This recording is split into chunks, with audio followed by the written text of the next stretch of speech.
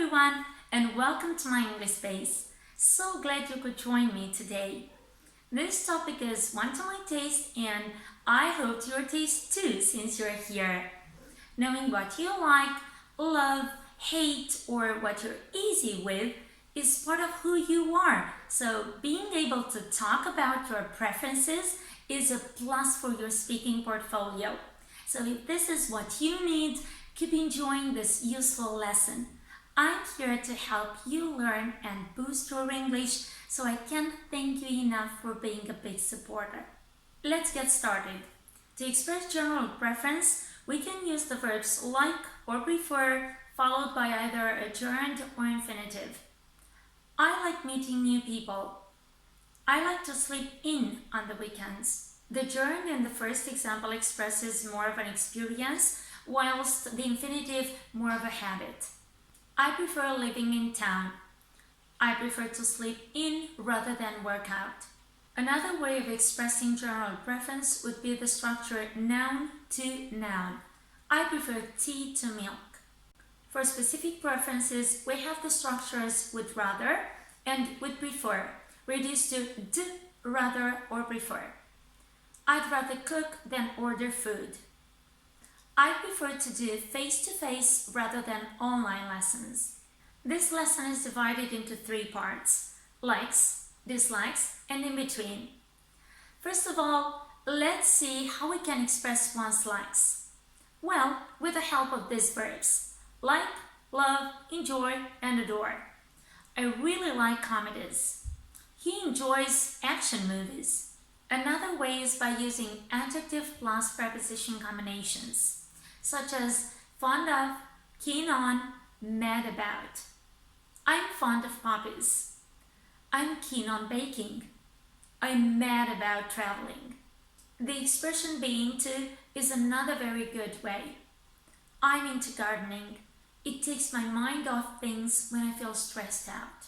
At 4.5, I think something is great, wonderful, exciting. I think hugging trees is great. It feels so good to connect with nature. I think swimming is exciting. Last thing on the list is idioms. Something is my thing, my cup of tea, or I have a soft spot for something. Going for long walks in nature is certainly my thing. Breathing in fresh air, taking in the landscape, wow, my cup of tea. You know what? I have a soft spot for picking berries as we walk along in the forest. Moving on to part 2. The easiest way to talk about someone's dislikes is with the help of negative verbs. Don't like, dislike, hate, loathe, detest. I hate soda because it makes my voice hoarse. I loathe telling and being told lies. Next, we've got the combination between negative adjectives and prepositions. Not fond of, not keen on, not mad about. I'm not fond of cats. I'm not keen on heavy metal. It's too loud for my taste. Also, with the help of the noun, not a big fan of.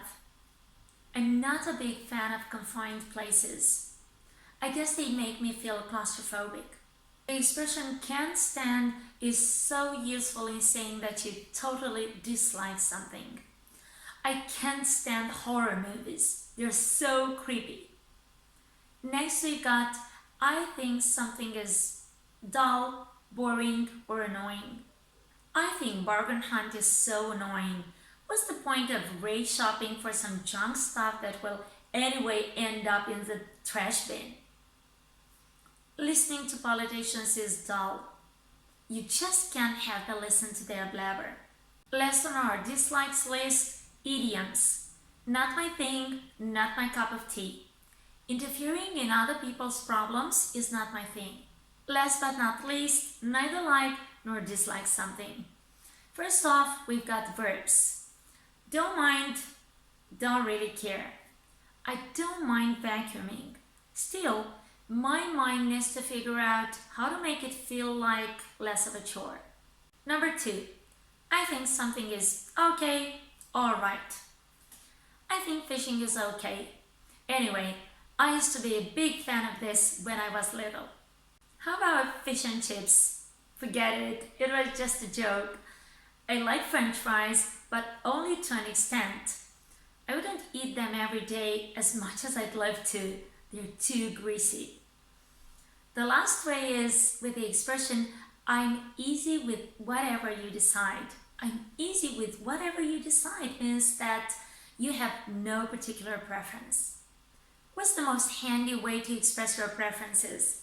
Feel free to share them in the comments, and why not, an example will do. If there's any others, do let us know. Is this space your cup of tea? Be sure to subscribe. Meet you here next Tuesday. Bye!